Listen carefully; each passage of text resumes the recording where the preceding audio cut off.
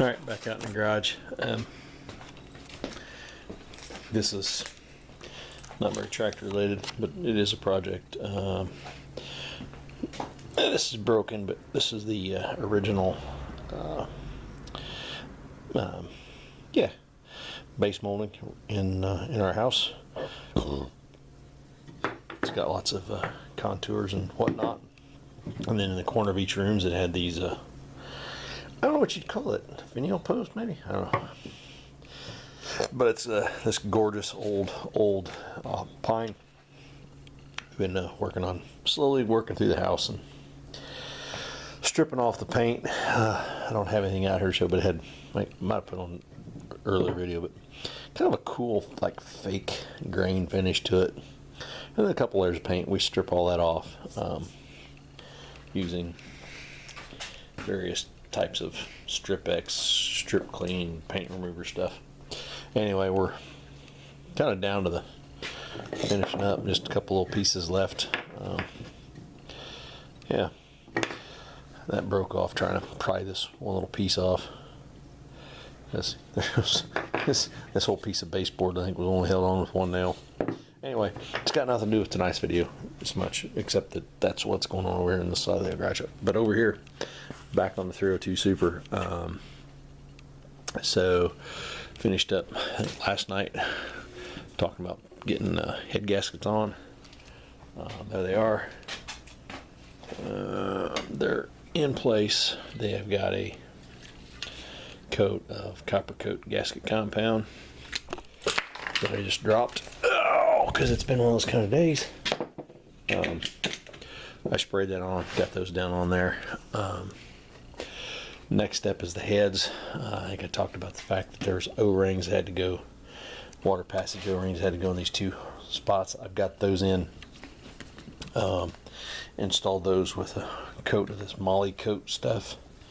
Don't know where you get it, don't know anything about it.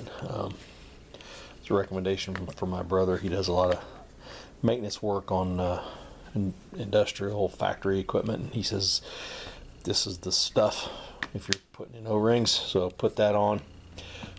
Next step is to actually install, and look, I'm actually doing like an actual work kind of video.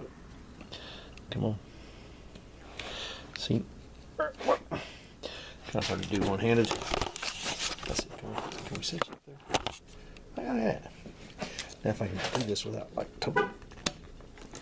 and it just popped right in. So that's seated. Now I just put that head right there like that. Make sure you can sit down. So just gonna slide this other head over. Line her up, line her up, line her up. And oh boy. And just like that, the two heads have kind of sort of become one.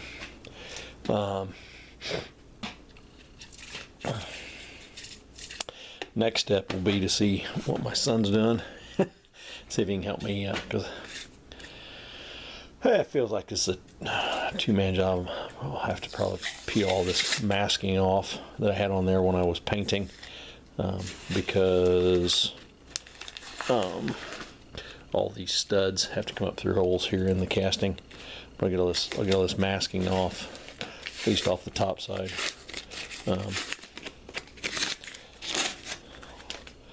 See if he's not too busy. Maybe he'll come out and help me. Interesting. See if I can get him to help me. See, that's paint. That stays. Is that paint? No, that's more tape. Hey, look, that's a much cleaner line. Anyhow, see if I can get him to help me get the head set down on there. Once we get the heads on there, then I'm gonna have to dig through this pile of stuff. Well, actually, I'd probably set this on, put the gasket on, put this on. At that point, I can go ahead and torque down the heads. So that might be That might be tonight's plan, to see if I can get him to help me get the heads up on there. Get the heads on. We'll get this rocker cover plate on. And once that rocker plate cover is on, we can torque the heads down. And then once all that's done, then we'll dig in there and dig out the rocker shaft and rocker arms and all that, and the rocker cover, valve cover. Get all that dug out, get that cleaned up so that can go on. So anyway, yeah, that's kind of where we're at right now. Is heads are ready to go on the blocks. I'll be back.